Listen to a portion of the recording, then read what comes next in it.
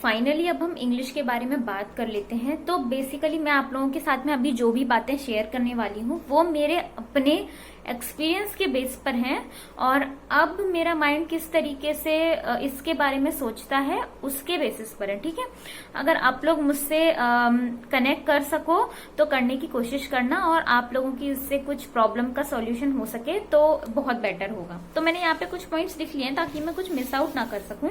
तो देखिए, तो इंग्लिश को इस तरीके से लीजिए कि ये सिर्फ और सिर्फ एक लैंग्वेज है जो कि कम्युनिकेशन के काम आती है। अब हम लोगों के साथ में प्रॉब्लम ये है कि हम लोग थे गुलाम, तो उस गुलामी की वजह से ये इंग्लिश भी हमें गुलामी में मिल गई। लेकिन अब जब मिल ही गई है और ये इस तरीके से रच बस चुकी है हमारे पूरे सिस्टम में और एजुकेशन सिस्टम में बेसिकली, तो ये जरूरी हो जाता है कि बेसिक इंग्लिश हमें आती हो। तो पहला पॉइंट तो ये। दूसरा पॉइंट ये कि इसको बहुत ज्यादा बड़ा नहीं बना देना है।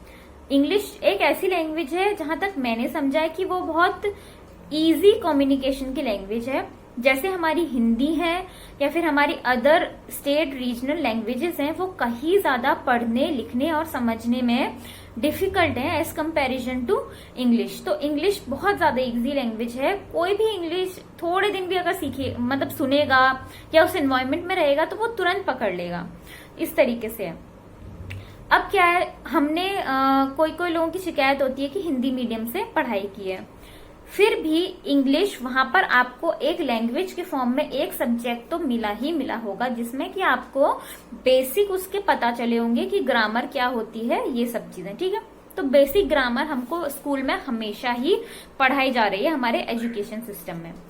तो इतना तो हमें आता ही आता है। अगर हम आप में से कोई ऐसे हैं जो कि बेसिक ग्रामर वगैरह भूल गए इंग्लिश की, तो उसको रिवाइज कर लीजिए। बहुत ज्यादा दिन नहीं लगेंगे, मैक्स टू मैक्स 1 महीना लगेगा ये सारी चीजें आपको जाके रिवाइज करने में। ठीक है, अब क्या होगा, अब हम आ जाते हैं सीधे एग्जाम्स के ऊपर, क्योंकि हमारे लिए बेसिकली हमारे एग्जाम्स मैटर करते हैं और उनमें हमें किस तरीके से अप्रोच करना है और इस लैंग्वेज को हमें कितनी वैल्यू देनी है उसके ऊपर आ जाते हैं।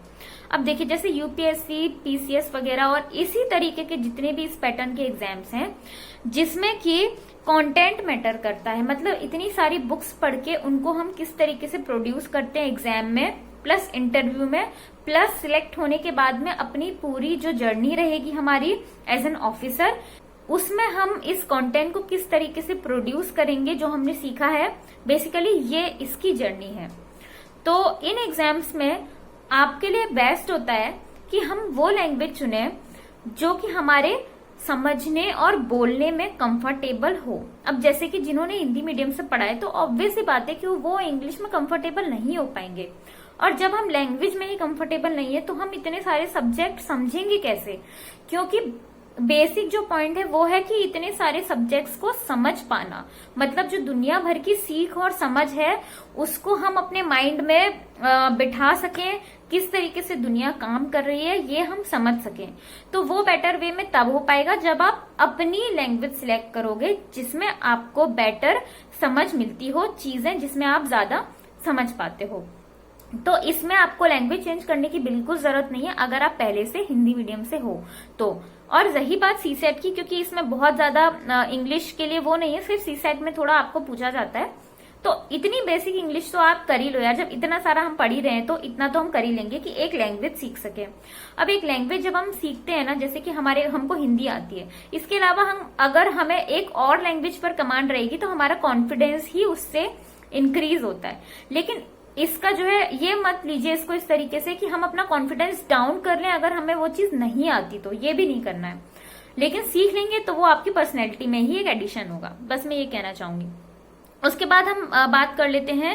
अच्छा चलो, पहले मैं एक चीज और बता दूं, फिर यूपीएससी वगैरह में जैसे अगर आपने बहुत अच्छा सब कुछ कर लिया और आप इंटरव्यू तक पहुंच गए, तो बेसिकली अगर आपने अपनी लैंग्वेज से किया होगा तो आप उसी लैंग्वेज में इंटरव्यू भी दोगे और आप उसमें कंफर्टेबल रहोगे अपनी चीजों को एक्सप्लेन करने में। तो जब आपने सीखी होंगी चीजें ढंग से, जब आपको समझ में आई होंगी, तभी आप इंटरव्यू में भी उस चीज को ढंग से प्रोड्यूस कर पाओगे ना। तो उस चीज को ज्यादा सोचो कि आप जो कंटेंट है उसको किस तरीके से बेहतर वे में समझ पाओगे, उस चीज पर ज्यादा ध्यान दो। तो यहाँ तो मैं बोलूंगी कि आप अपना मीडियम से ही आप लोग पढ़ाई करें, मीडियम को चेंज ना करें।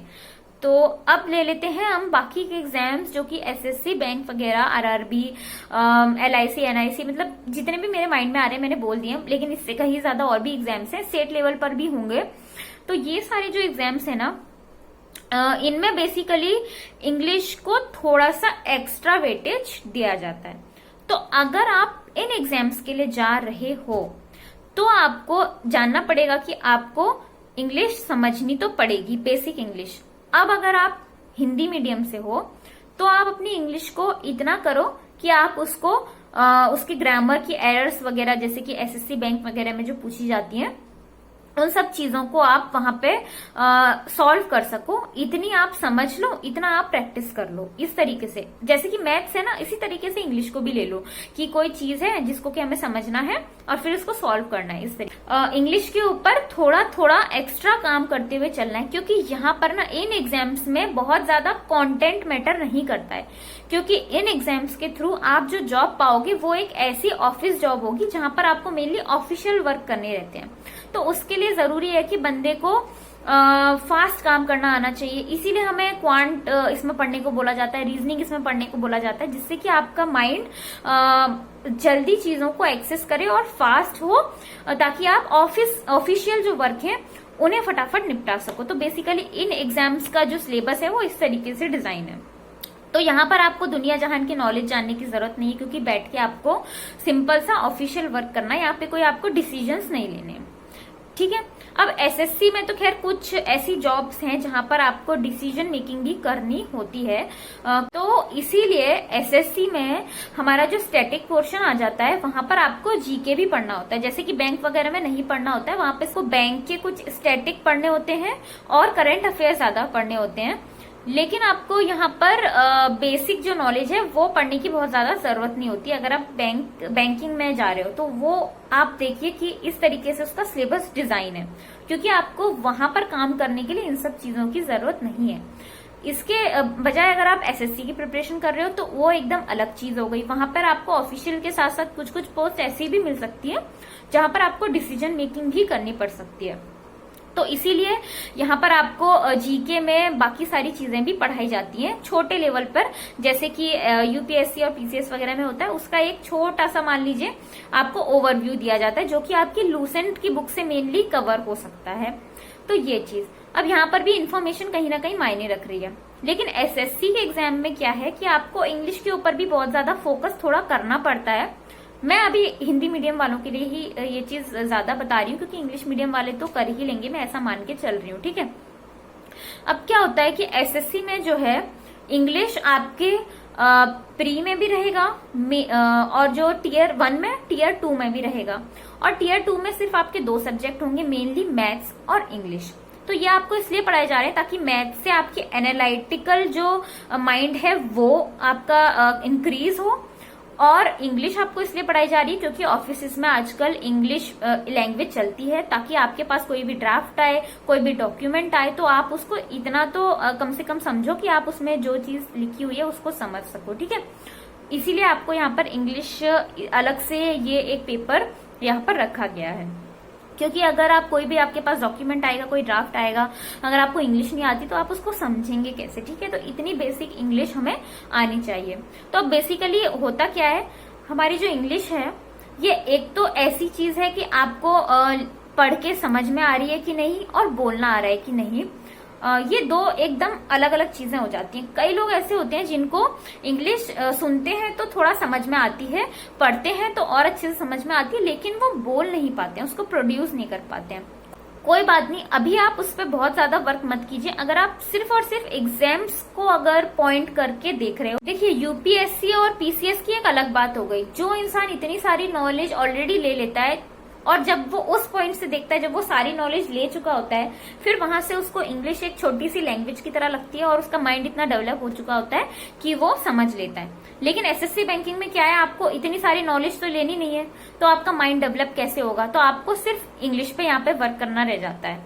तो अब आप क्या करेंगे, इंग्लिश के बेसिक्स पे जाइए। अगर आप भूल गए तो सारे ग्रामर वगैरह सब कुछ अच्छे से रिवाइज करके आ जाइए 1 से 2 महीना लगा के। उसके बाद अपनी प्रैक्टिस शुरू कर दीजिए। तो बेसिकली मैं एक एडवाइस मैंने पहले भी दी थी अपने एक वीडियो में, और मैं फिर से यहाँ पर दे देती हूँ कि आपको किस तरीके से अपनी इंग्लिश को इम्प्रूव करना रहेगा। बेसिकली आप ना इंग्लिश करके फोकस मत कीजिए, आप अपने माइंड के अंदर के कंटेंट पे ज्यादा फोकस कीजिए। आपके पास अगर कंटेंट होगा ना तो आप उसको प्रोड्यूस भी कर सकते हो, चाहे वो किसी भी लैंग्वेज में हो। अब अगर मैं ये सब जो बातें कह रही हूँ, अगर मैंने ये एक्सपीरियंस ही नहीं की होती तो मैं बोल भी कैसे पाती, चाहे हिंदी हो चाहे इंग्लिश हो। अगर मेरे पास कंटेंट ही नहीं है तो मैं बोल ही नहीं सकती, चाहे वो फिर हिंदी में बोलना हो चाहे इंग्लिश में बोलना हो। इसीलिए हमें कंटेंट पे ज्यादा ध्यान देना है। हमारे माइंड में ज्यादा से ज्यादा कंटेंट, सही और अच्छा कंटेंट होना चाहिए, इस चीज के बारे में हमें ज्यादा ध्यान रखना है। अब हम क्या करते हैं कि फालतू की चीजें देखते रहते हैं इधर उधर से, सोशल मीडिया से, टीवी वगैरह से, फालतू के न्यूज चैनलों से, तो वहां से हमें सही कंटेंट तो मिलता नहीं है। इसीलिए हम उसको ठीक से कहीं प्रोड्यूस कर नहीं सकते, क्योंकि वो सब चीजें कहीं एग्जाम वगैरह में तो पूछी जाती नहीं है। तो इसीलिए सही कंटेंट पे ध्यान देना है। डेली करंट अफेयर्स पढ़ना इसीलिए जरूरी है। तो अगर आप हिंदी मीडियम से हैं, मैं यूपीएससी की बात नहीं कर रही हूँ यहाँ पे, ठीक है, बिल्कुल उसको अब हटा दीजिए। अब मैं बाकी के एग्जाम्स की बात कर रही हूँ। तो अगर आप हिंदी मीडियम से हैं तो आप कोशिश कीजिए कि आप करंट अफेयर्स को इंग्लिश में और हिंदी में दोनों में पढ़ो डेली। तो आप डेली पढ़ोगे तो उससे क्या होगा, पहले आप इंग्लिश में पढ़ लो, उसी चीज को आप हिंदी में पढ़ लो। तो पहले तो आप इंग्लिश में जो पढ़ लिए वो आपको जितना भी समझ में आया, उसके बाद आप जब उसको हिंदी में पढ़ने जाओगे तो आपको टोटली समझ आ जाएगा। फिर अगर आपको लगता है कि आपको दोबारा से रिव्यू करना है तो दोबारा से जाके उसको इंग्लिश में पढ़ लो। तो थोड़ी मेहनत तो देखो करनी पड़ेगी। कोई चीज अगर सीखनी है हमें, कोई समझनी है, तो मेहनत तो करनी पड़ती है। बिना मेहनत के कुछ भी नहीं होता है। लेकिन मेहनत ऐसी होनी चाहिए जो खेल जैसी लगनी चाहिए ना, खेल खेल में होनी चाहिए, मस्ती होनी चाहिए, उसमें मजा होना चाहिए, ठीक है, बहुत ज्यादा टेंशन नहीं होनी चाहिए। अगर हमारे माइंड का कंटेंट बढ़ रहा है तो इसमें तो बहुत मजे की बात है, ये तो बहुत अच्छी बात है कि हम अपने माइंड को इतना डेवलप कर रहे हैं, नई नई चीजें सीख रहे हैं, तो इसमें तो बहुत खुशी होनी चाहिए ना मन को, इसमें टेंशन किस बात की, तो इसमें हमें खुशी मिलनी चाहिए। तो एक मैं एक्सरसाइज और दे देती हूँ, अगर जो एक स्टेप और आगे जाना चाहता है उसके लिए, कि आप कोई भी टॉपिक ले लीजिए। पहले आप अपनी पसंद के टॉपिक से शुरू कर सकते हो, कोई भी XYZ दुनिया भर में जो भी चीजें आप देख सकते हो, उसको अगर आप कुछ जानना चाहते हो, वो कोई टॉपिक उठा लो, उसको जाओ इंटरनेट पे सर्च करो, इंग्लिश में ही पढ़ो उसको, ठीक है।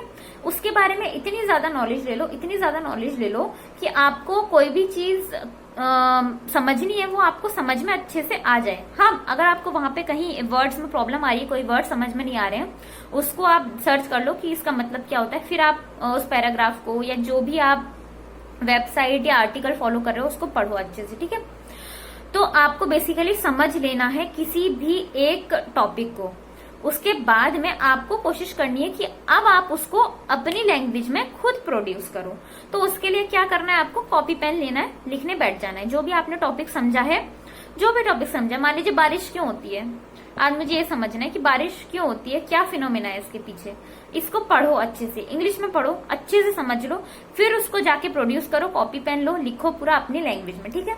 इस तरीके से ये एक्सरसाइज को आप करते रहो और बस करते ही रहो, मैं तो ये कहूंगी, क्योंकि जितना करोगे उतनी आपकी नॉलेज भी बढ़ेगी और उतनी आपकी इंग्लिश भी अच्छी होती चली जाएगी।